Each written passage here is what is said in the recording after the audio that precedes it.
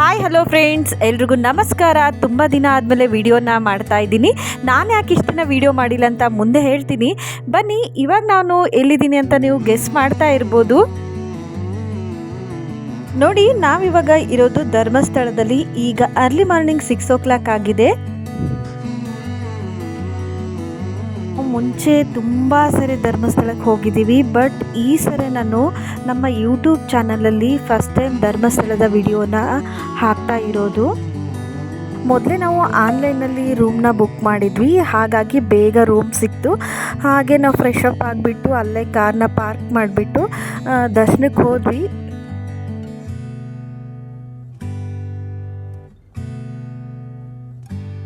ದರ್ಶನ ಎಲ್ಲ ಮುಗಿಯೋಷ್ಟೊತ್ತಿಗೆ already 2 hours ಆಗಿಬಿಟ್ಟಿತ್ತು. ಹಾಗಾಗಿ ನಾವು ತುಂಬ ಹಶ್ವಾಗಿರೋದ್ರಿಂದ ನಾವು ಅಲ್ಲೇ ತೃಪ್ತಿ ಹೋಟೆಲ್ ಅಂತ ಇದೆ, ಪ್ರತಿ ಸರಿ ನಾವು ಅಲ್ಲೇ ಬ್ರೇಕ್ಫಾಸ್ಟ್ನ ಮಾಡೋದು.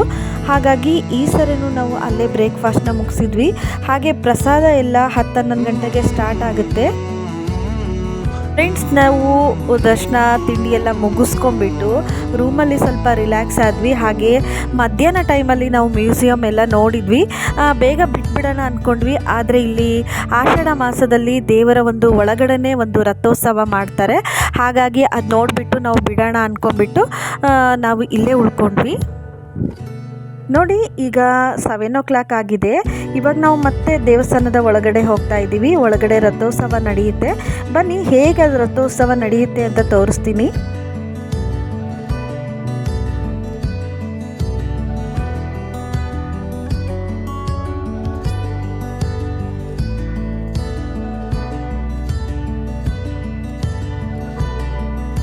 ನಿಮ್ಗೆ ಗೊತ್ತೇ ಇದೆ, ಧರ್ಮಸ್ಥಳ ದೇವಸ್ಥಾನದಲ್ಲಿ ಒಳಗಡೆ ಮೊಬೈಲ್ ಅಲೋ ಇರಲ್ಲ. ಆದರೆ ಲಕ್ಕಿಲಿ ಇವತ್ತು ನಾನು ನಿಮಗೆಲ್ಲ ವಿಡಿಯೋನ ತೋರಿಸ್ತಾ ಇದ್ದೀನಿ ಅಂತಂದರೆ ಅಲ್ಲಿ ನನಗೆ ವಿಡಿಯೋ ಮಾಡೋಕ್ಕೆ ಅವಕಾಶ ಸಿಕ್ತು. ಯಾಕೆಂದರೆ ಅಲ್ಲಿ ಮಹಾರಥೋತ್ಸವ ನಡೀತಾ ಇತ್ತು. ಹಾಗಾಗಿ ಎಲ್ಲರೂ ವಿಡಿಯೋ ಮಾಡ್ತಾ ಇದ್ರು. ನೋಡಿ, ತುಂಬ ಚೆನ್ನಾಗಿದೆ ಈ ಒಂದು ರಥೋತ್ಸವ.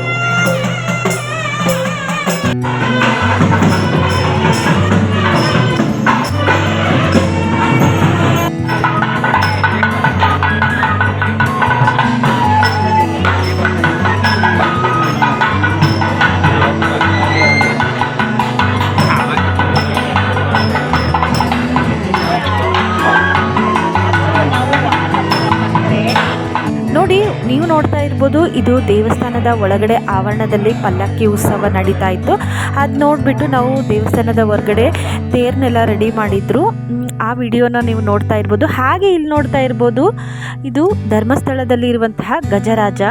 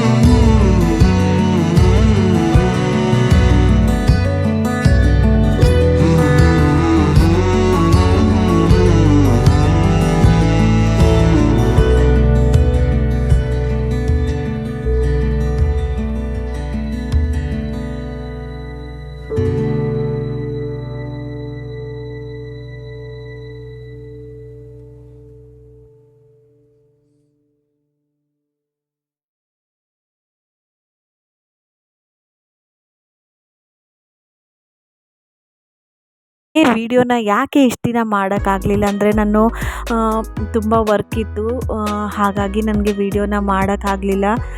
ವಿಡಿಯೋನ ಮಾಡಿದ್ರೂ ಸಹ ಅದನ್ನ ಅಪ್ಲೋಡ್ ಮಾಡೋಕ್ಕೆ ನನಗೆ ಟೈಮ್ ಸಿಗ್ತಾ ಇರಲಿಲ್ಲ. ಹಾಗೆ ನಾನು ಇದನ್ನು ಹಾಗೆ ಡಿಸ್ಕಂಟಿನ್ಯೂ ಮಾಡಿಬಿಡೋಣ, ಯೂಟ್ಯೂಬ್ ಮಾಡೋದು ಬೇಡ ಇನ್ಮೇಲೆ ಅಂದ್ಕೊಂಡೆ.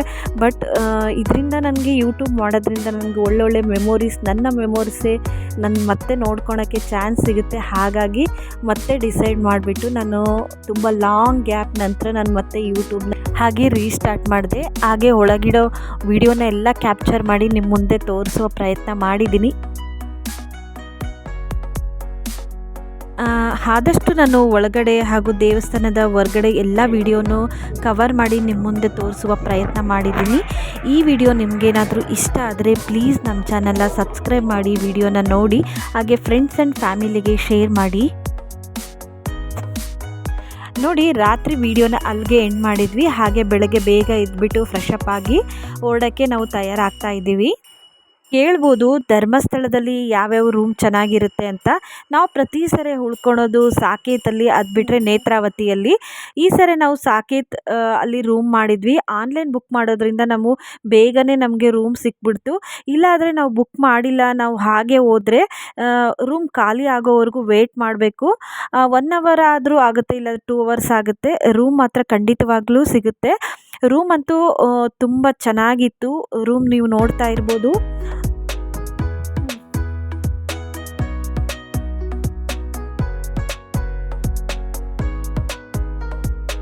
ಬೆಳಗ್ಗೆ ನೋಡಿ ರೂಮ್ ಕೀನ ಅವ್ರಿಗೆ ಹ್ಯಾಂಡ್ ಓವರ್ ಮಾಡಿಬಿಟ್ಟು ಹಾಗೆ ಮತ್ತೊಮ್ಮೆ ನಾವು ಹೊರಗಡೆನೆ ದೇವ್ರ ದರ್ಶನ ಮಾಡಿದ್ವಿ. ಹಾಗೆ ಧರ್ಮಸ್ಥಳದಲ್ಲಿ ಇರುವಂತಹ ಬಾಹುಬಲಿ ಮತ್ತು ಅಣ್ಣಪ್ಪ ಸ್ವಾಮಿ ದೇವಸ್ಥಾನಕ್ಕೂ ನಾವು ಹೋಗಿದ್ವಿ. ಓನ್ ವೆಹಿಕಲ್ ಇದ್ಬಿಟ್ರಂತೂ ಈ ಧರ್ಮಸ್ಥಳದಲ್ಲಿ ತುಂಬ ಪ್ಲೇಸಸ್ ಚೆನ್ನಾಗಿದೆ. ನಾವು ಎಲ್ಲ ಪ್ಲೇಸಸ್ನ ಕವರ್ ಮಾಡಬೇಕು ಅಂದರೆ ಓನ್ ವೆಹಿಕಲಲ್ಲಿ ಹೋಗ್ಬಿಟ್ರೆ ನಾವೆಲ್ಲ ಪ್ಲೇಸಸ್ನು ಕವರ್ ಮಾಡ್ಬೋದು. ಸ್ಥಳಕ್ಕೆ ಬಂದುಬಿಟ್ಟು ನಾವು ಧರ್ಮಸ್ಥಳ ಮಂಜುನಾಥ ಸ್ವಾಮಿ ದರ್ಶನ ಒಂದೇ ಮಾಡೋದಲ್ಲ, ಹಾಗೆ ಧರ್ಮಸ್ಥಳದಲ್ಲಿ ಸುತ್ತಮುತ್ತ ಇರುವಂತಹ ಒಂದು ಪ್ಲೇಸಸ್ನು ನೋಡ್ಕೊಂಡು ಹೋಗ್ಬಿಟ್ರೆ ತುಂಬ ಚೆನ್ನಾಗಿರುತ್ತೆ. ನಾವು ಹಾಗೆ ಇಲ್ಲಿ ಬಾಹುಬಲಿ ಮತ್ತು ಅಣ್ಣಪ್ಪ ಸ್ವಾಮಿ ದೇವಸ್ಥಾನನ ನೋಡಿದ್ವಿ. ಇನ್ನೂ ಮುಂದೆ ತುಂಬ ಪ್ಲೇಸಸ್ ಇದೆ. ಆ ವಿಡಿಯೋನ ನಾನು ನೆಕ್ಸ್ಟ್ ವಿಡಿಯೋದಲ್ಲಿ ಅಪ್ಲೋಡ್ ಮಾಡ್ತೀನಿ. ನೋಡಿ, ಇಷ್ಟ ಆಗಿತ್ತು ನಮ್ಮ ಧರ್ಮಸ್ಥಳದ ವಿಡಿಯೋ. ಹಾಗೆ ಮುಂದೆ ನಾವು ಎಲ್ಲೆಲ್ಲಿ ಹೋಗಿದ್ವಿ ಅಂತ ನೆಕ್ಸ್ಟ್ ವಿಡಿಯೋದಲ್ಲಿ ತೋರಿಸ್ತೀನಿ.